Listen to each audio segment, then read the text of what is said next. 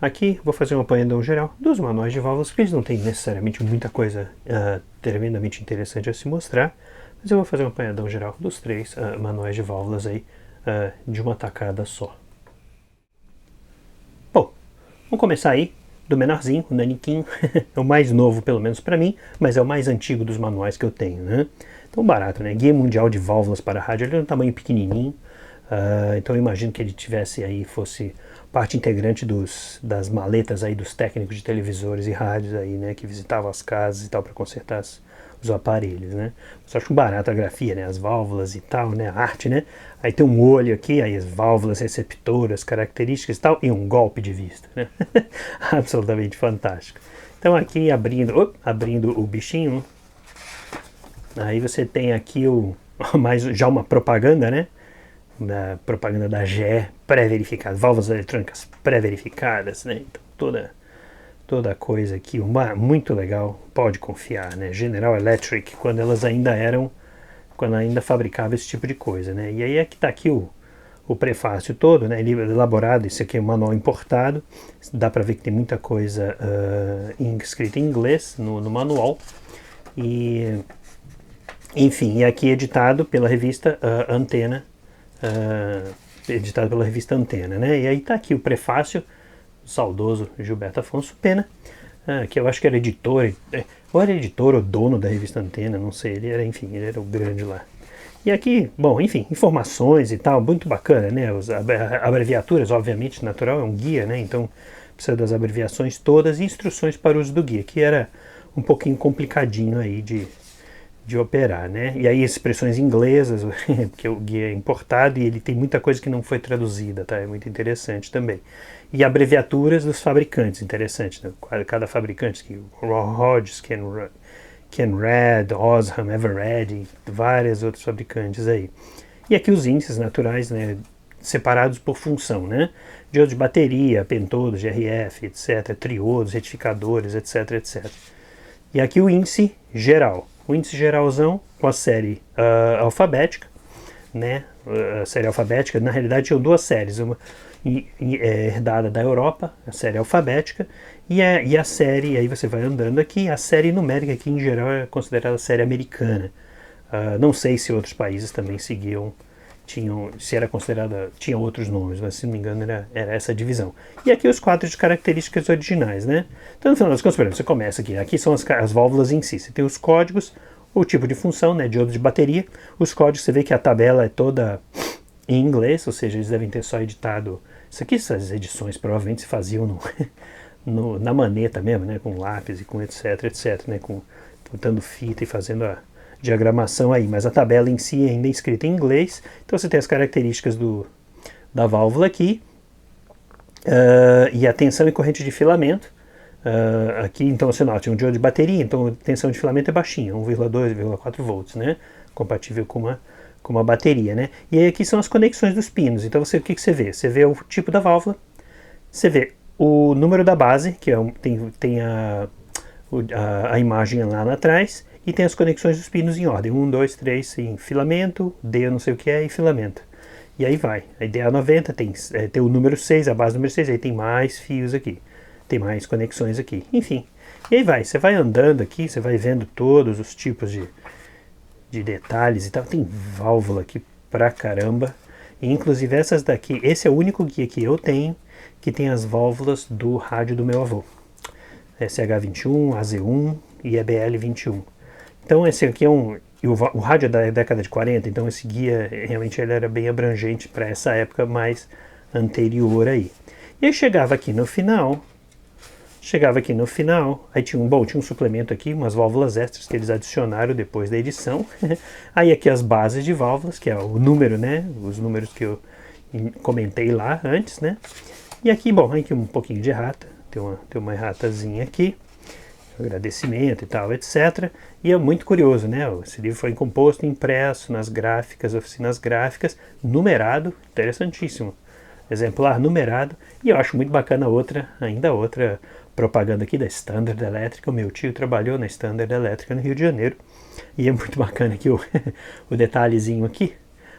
Avenida Rio Branco, tarará, tarará, Isso aqui provavelmente 99101 devia ser o código Telex, tá? Não sei.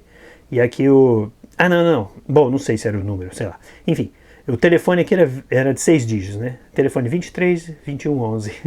São Paulo, Avenida Ipiranga, telefone 340132. Enfim, e aí tinha aí as suas informações. E aqui no fundo também, mais uma propaganda super bonita aqui da RCA.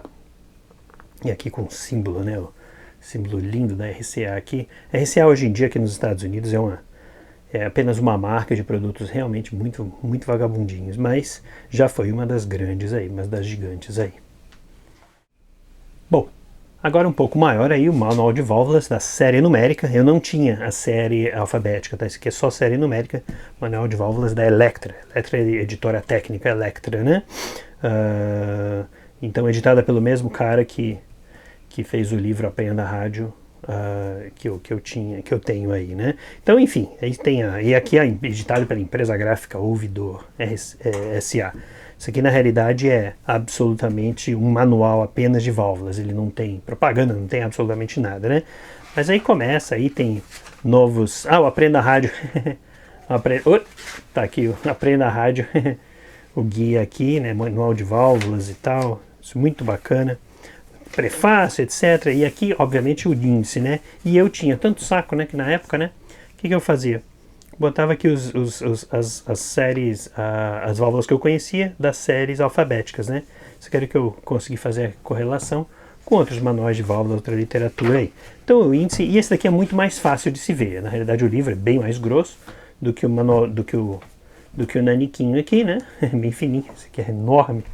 Mas obviamente, por quê? Porque obviamente que tem os desenhos por válvula, então é extremamente fácil de você ver os detalhes e a pinagem, etc, né? E você tem também uma série de... Aí você tem as informações e tal, e um pouco mais de detalhamento técnico aí. Esse manual é gigantesco, tá? Esse manual é realmente gigantesco, uma excelente referência. Tem válvula aqui até de transmissão e outras coisas assim. São válvulas... Tem muita coisa aqui. O que é mais interessante, por exemplo, pentômetro amplificador para equipamentos telefônicos. Isso aqui muito provavelmente era equipamentos de central de telefonia, né?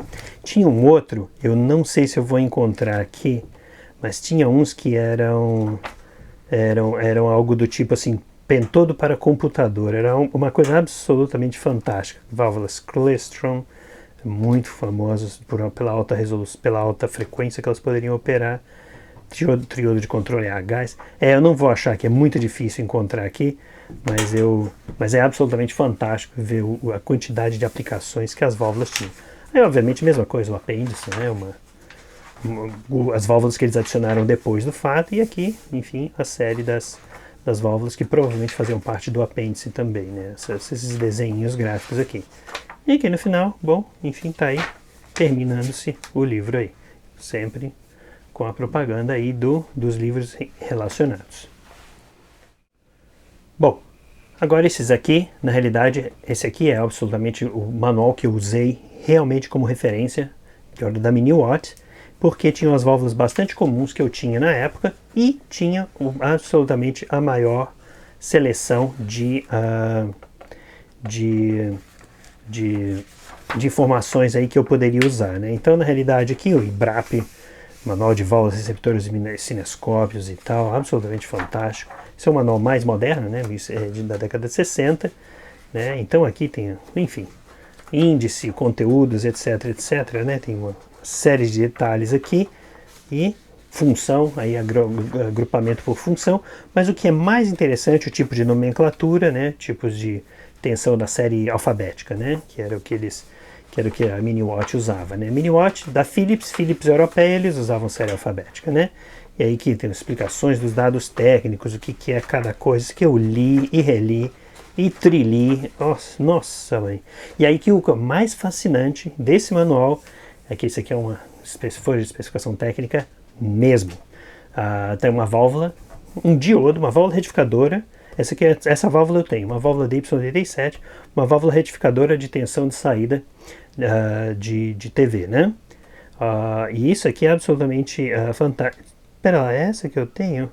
Isso, para alta tensão em receptores de televisão. Então vai até 22 kV ou então 27, dependendo das condições aí. É absolutamente fantástico esse tipo de informação. Você nota aqui que tem muito mais densidade de informação, inclusive com gráficos, com as curvas aí de comportamento, né, da válvula, né, a caracterização bem completa, inclusive com circuito de teste aqui, de caracterização.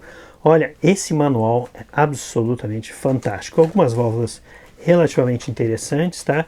O que me pegava bem, por exemplo, era a SCC-82, que era a 12L7, muito famosa, e hoje em dia o pessoal corre atrás dela por causa de áudio. A 12X7 também, o pessoal é louco atrás dessas válvulas. Essas válvulas aqui nos Estados Unidos custam caro, tá? Coisa de $20, as baratinhas, tá? O pessoal realmente está exagerando hoje em dia, né?